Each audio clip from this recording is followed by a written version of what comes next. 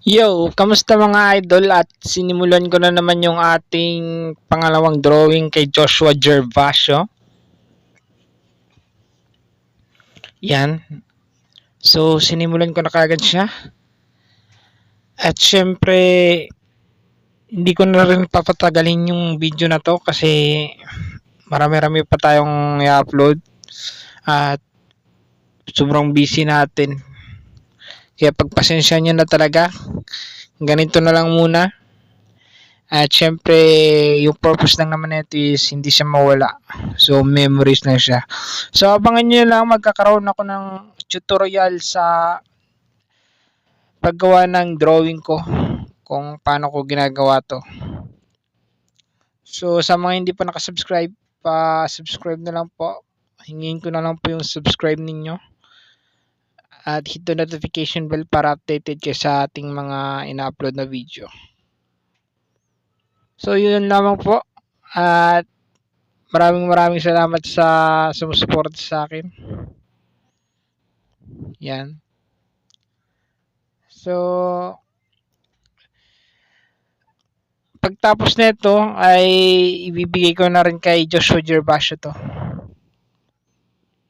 Kasi iuwi niya sa probinsya. Birthday niya. At happy birthday nga pala kay Joshua Gervasio. Happy 21st birthday. Yan, napaka binata na talaga ng ating Joshua.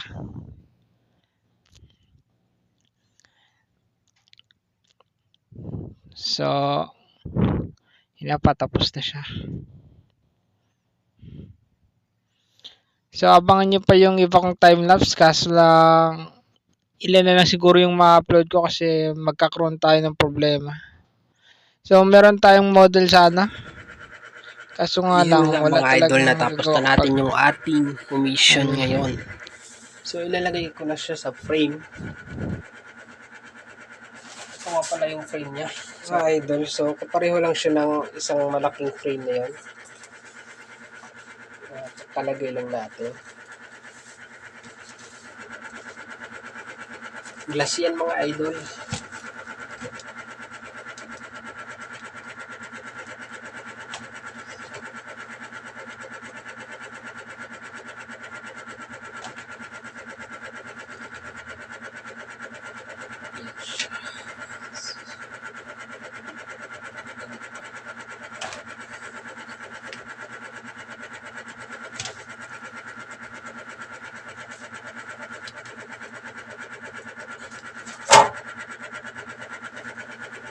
So, yun siya.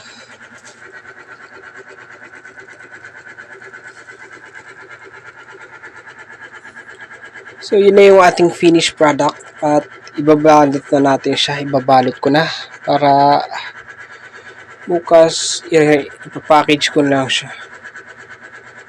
So, bukas ko na rin siya ibibigay kay Joshua. At yung isa na ibigay ko na kay Joshua kasi hindi pwedeng pagsabayin kasi malaki. At ayun nga.